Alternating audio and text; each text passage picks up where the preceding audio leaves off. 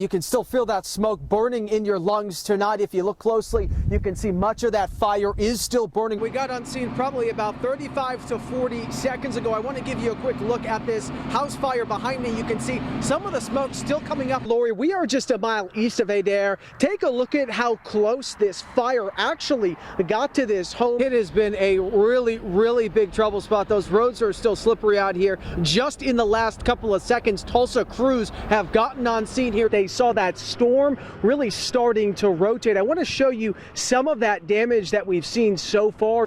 And when one of those suspects broke into this club, he was caught on a lot of cameras. These are just some of the materials needed to help fix up this lighting and home accessories store behind me. The store behind me is about 48,000 square feet, and although the owner says there's more work to be done, she wants everyone to know they're ready and open for business. When the weather is threatening, people can get to safety inside these two massive shelters. And just to give you an idea, this is one of the main areas of concern. You can see they've got this road closed behind me. Terry, good evening. That fire is burning about 50 feet down this dark road here. Still a very somber atmosphere here tonight as people continue to come here and pay their respects. This is a good example behind me of just how that flooding is impacting people out on the roads. When that fire ripped through this cemetery, many of these plants and flowers remained untouched tonight. And there are not only about 30 cameras inside this club, but there are more than 100 scattered throughout the Arts District.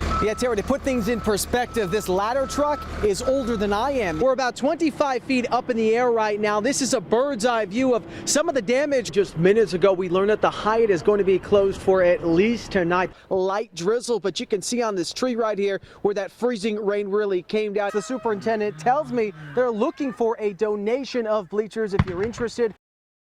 You can still feel that smoke burning in your lungs tonight. If you look closely, you can see much of that fire is still burning over my right-hand shoulder tonight. That fire has burned about 800 acres. Fire officials say they're getting closer to having a handle on it. They've had about 8 fire departments out here today, as well as 3 aircraft fighting this fire. Peggy Whiteman is still nervous tonight after an afternoon filled with flames inching dangerously close to her Ochaleta home. She says this is the first time she's ever experienced a wildfire this close. I think they're taking pretty good care of us.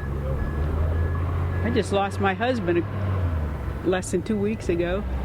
So, this is a little bit scary for being all alone. Washington County Fire Chief Kerry Cox says there's been at least 3 fires within the county today. This one, he says, has been particularly difficult for fire crews. It is in some very rough terrain, very remote areas, and access to it is just almost impossible. Cox says at one point they were spread out pretty thin. He says this fire is an all-hands-on-deck call, and the majority of crews fighting this fire are volunteers. We've had more than a dozen homes that were threatened by this at one point or another. At one point, we were a little worried about the town of Ochaleta. But Cox says there is good news for homeowners tonight. With about 8 crews on the ground and 3 aircraft flying, they're hoping to keep this fire secure overnight. So maintaining and reinforcing those control lines, getting aircraft to continue to work while we've still got daylight. And as many residents look on, they say they are thankful to have these departments on scene and working hard. Now, the majority of these firefighters out here today are volunteers. There will be some patrols throughout the night. Another interesting thing that fire officials pointed out to me today is when that fire ripped through this cemetery, many of these plants and flowers remained untouched tonight. Live on the scene, on the story here in Washington County, Justin Shrair, News on 6. It's been a very somber day all day in Branson. We started out our day today at a makeshift memorial downtown, and we're ending our day tonight here at a vigil to honor those who were lost. Danny Wharton rode on a duck boat in Branson with his kids just a few days before this accident. Today he brought his kids back to the same place so they could understand the importance of supporting one another during difficult times. We wanted them to understand about remembrance and just respecting the other families and what it would be like to go through something like this. 17 people died and 14 people survived after a duck boat similar to these capsized and sank on Table Rock Lake last night, ripping a hole through this normally upbeat and joyful community. Branson is usually a place of smiles, of laughter, of fun rides, but right now we're broken. But the devastation and tragic loss of life hasn't stopped people from coming together. Strangers were donating food for first responders, while others were putting together a makeshift memorial on some of the vehicles of those who died. Branson is a small town, but we have a big heart, and this is how people are trying to help in this devastating and horrific situation. And through notes, flowers, and lots of prayer, from community members to summer vacationers, they want everyone to know they're not alone. There are people that are here, and we want them to know that we support them in every way and that we're praying for them.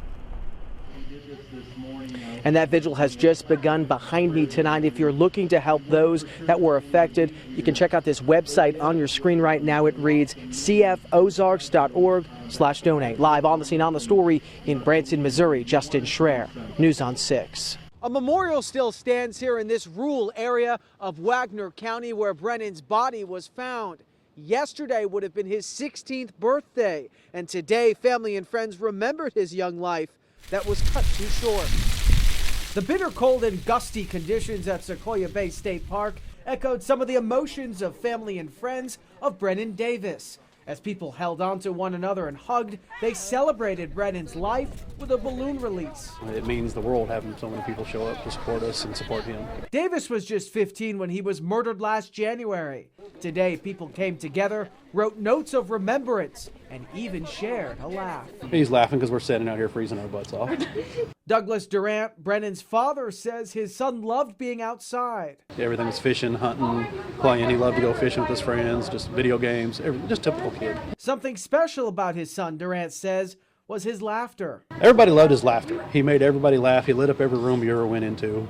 His smile, his dimples, just everything about it. Durant says the outpouring of support from the community has been great, but dealing with the loss of his son does not get any easier, as family and friends mourn the loss of Davis, hoping for justice. You just learn to cope with it. It's the only difference. The prayers is what keeps us all going. Prosecutors charged Joshua Harrington and Cody Thompson with Brennan's murder. Their trial is scheduled to begin in June. On the scene, on the story in Wagoner County, Justin Shrair, News on 6. There's nothing like Friday night under the lights here in Oklahoma, and for two teams, it's been a long time coming.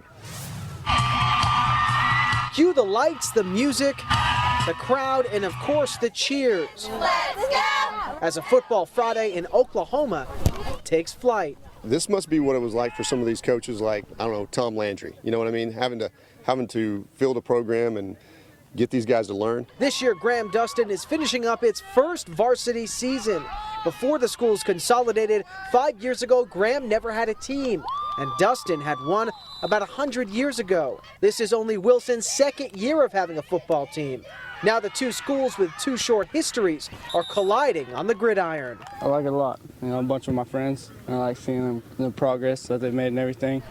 Wilson coach Ronnie Titsworth says the excitement of putting on that uniform and hitting the Friday night field still never gets old. Experiencing Friday Night Lights, it's hard to explain, until they finally get to experience it themselves. So now if they get to enjoy that, it's pretty exciting. Wilson senior Silas Mitchell says football not only helps him bond with his teammates, it also gives him perspective off the field. It keeps us all on our toes. We're all doing something. We're not just at home doing something that we shouldn't be doing. And for many, the best part is learning how to play the game while gaining yards and lifelong memories along the way. You're going to remember this for the rest of your life. These guys that you're playing ball with, you're forming a brotherhood.